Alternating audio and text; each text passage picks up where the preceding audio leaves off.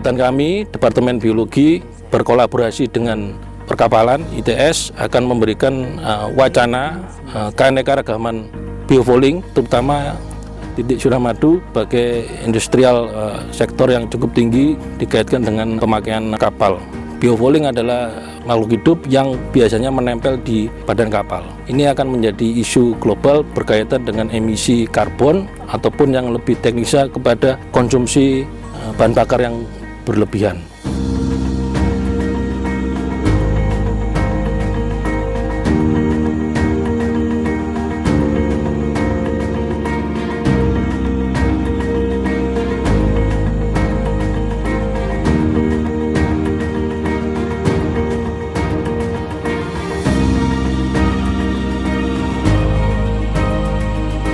Saat ini kita lagi melakukan pengambilan sampel yang di Selat Suramadu, yaitu tentang biofouling. Kita kolaborasi dengan Departemen Biologi, dengan internasional kita konsorsium dengan beberapa perguruan tinggi, yaitu Harvard University, riset bersama Indonesia Bioenergy Global Economy atau IBEC.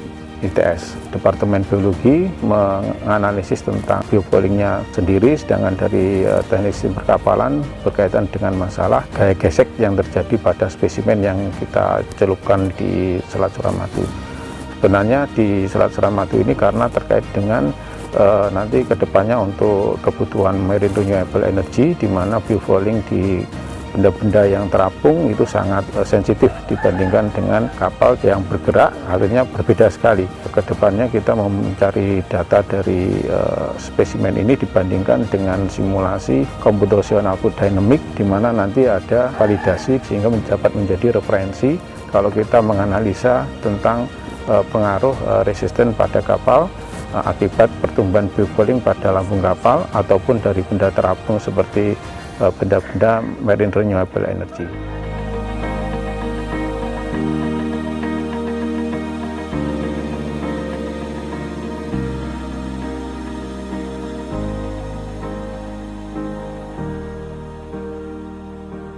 Research ini bertujuan untuk memahami karakteristik biofouling dan korosi pada device dan teknologi energi laut, khususnya di perairan tropis Indonesia, dengan harapan dapat memberikan baseline evidence yang menjadi dasar dan rujukan bagi para pengembang teknologi energi laut baik nasional maupun internasional.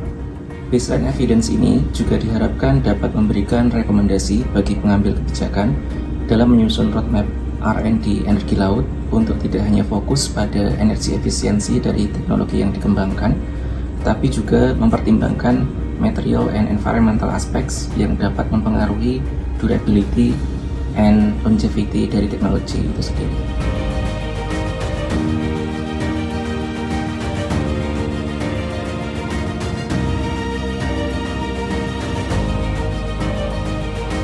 Kegiatan yang saya lakukan rutin setiap bulannya adalah mengambil sampel yang telah direndam di jembatan Suramadu berupa plat dengan tujuan untuk mengetahui spesifikasi atau karakteristik pertumbuhan dari biofouling itu sendiri. Frame terbuat dari bahan PVC dan kemudian plat-plat yang sebagai spesimen uji ditempel. Panel spesimen uji ini terdiri dari 5 material. Pertama dari baja dengan sandblasting tanpa coating, kedua plat baja dengan anti-fouling coating, 3 plat baja dengan anti-corrosion coating, keempat ada bahan material dari PVC, dan yang terakhir ada bahan material dari bambu. Kelima material ini bertujuan untuk melihat karakteristik pertumbuhan biofouling, di manakah pertumbuhan biofouling yang paling cepat, sehingga menjadi acuan kami untuk bagaimana mentreatment sebuah kapal dengan kondisi material yang diwakilkan oleh 5 jenis material tersebut. Untuk pemasangan frame itu sendiri dilakukan oleh Pak No selaku nelayan dan juga penyelam. Panel akan direndam di Pai 57 Jembatan Suramadu di bawah kedalaman air 3 hingga 5 meter.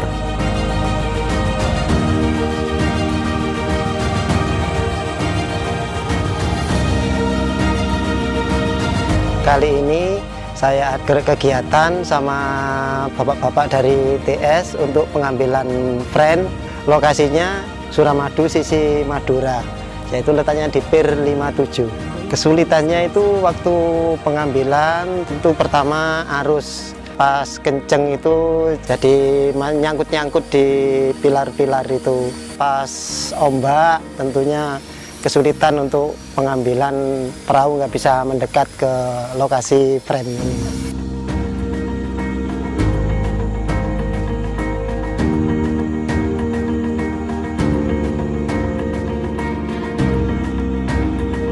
Saat ini untuk penelitian yang kita lakukan adalah kita sedang mencoba untuk mencari senyawa pengganti tributyltin.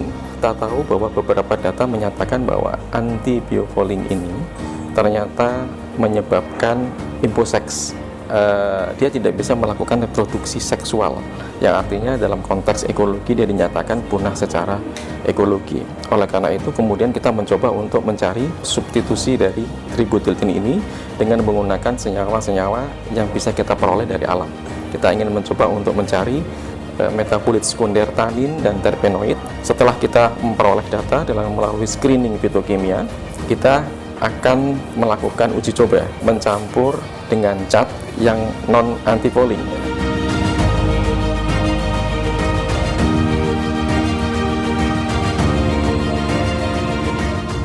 Dalam pengambilan data, beberapa parameter kunci yang ditentukan diantaranya adalah menggunakan beberapa jenis material yang berbeda, mengatur durasi submersion di dalam laut, dan juga menentukan jarak kedalaman submersion dari permukaan laut.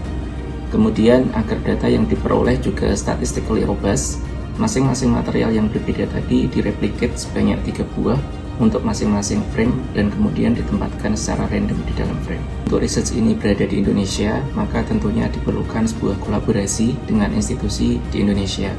Saya berkolaborasi dengan para peneliti dari Institut Teknologi 10 November ITS Surabaya, yaitu dari Departemen Teknik Sistem Kapalan dan Departemen Biologi.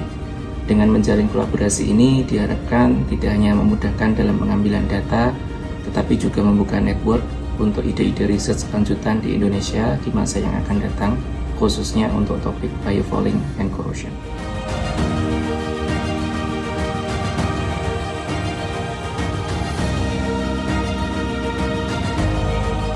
Dan tentunya output kami adalah memberikan sebuah rekomendasi list keanekaragaman biofouling yang kami temukan di wilayah Surabaya.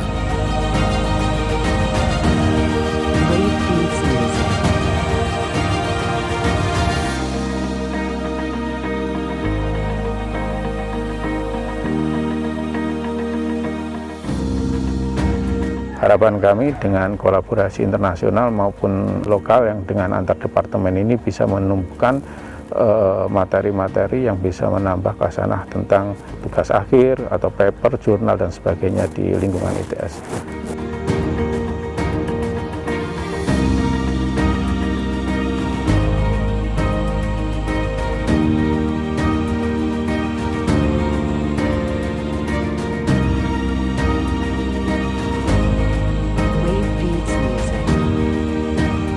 Yang kita harapkan nantinya akan bisa mengetahui kira-kira seberapa efektif cat yang kita campur dengan metabolit sekunder yang kita peroleh dari daun mangrove untuk bisa memperoleh cat yang nantinya bisa kita gunakan sebagai cat pengganti yang saat ini beredar di pasaran yang kita tidak berharap akan menyebabkan terjadinya imposeks pada makhluk hidup yang ada di perairan laut.